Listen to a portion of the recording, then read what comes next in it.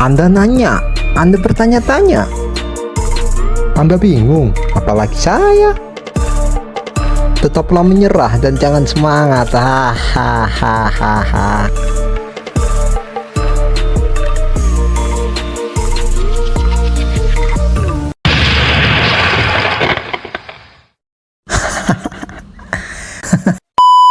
Halo semuanya, sebuah kabar mengejutkan datang dari Brasil. Juliana Marins, pendaki asal Brasil yang jatuh di Gunung Rinjani, akhirnya menjalani autopsi ulang di kampung halamannya.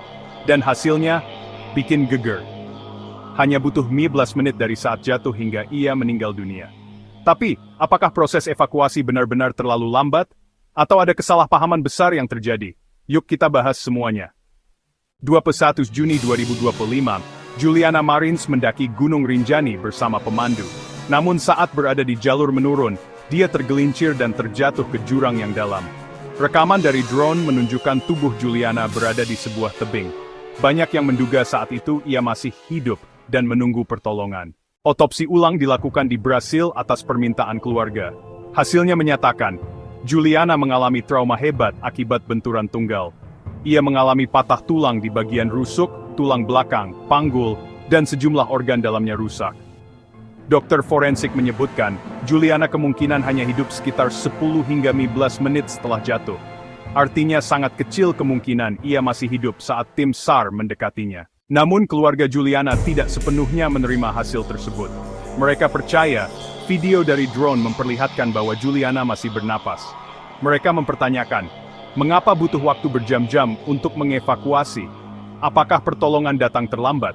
Dan jika memang masih ada kesempatan hidup, apakah respons SAR cukup cepat dan sesuai prosedur? Kini, keluarga Juliana sedang mempertimbangkan tindakan hukum. Mereka ingin memastikan apakah ada unsur kelalaian. Beberapa pihak menyarankan agar kasus ini dibawa ke tingkat diplomatik atau bahkan internasional, jika ditemukan pelanggaran prosedur evakuasi. Di sisi lain, banyak pula yang membela tim SAR Indonesia, menyebut medan Rinjani sangat sulit dan waktu evakuasi yang dilakukan adalah maksimal berdasarkan kondisi di lapangan. Kasus Juliana Marins bukan hanya soal insiden tragis, tapi juga tentang tanggung jawab, transparansi, dan pentingnya sistem evakuasi darurat yang cepat di tempat wisata ekstrem. Ini juga jadi pengingat untuk para pendaki, selalu siapkan mental, fisik, dan alat komunikasi darurat, terutama saat menjelajahi alam yang menantang. Bagaimana menurut kamu? Apakah ada kelalaian dalam penyelamatan Juliana, atau ini murni musibah yang tak bisa dihindari?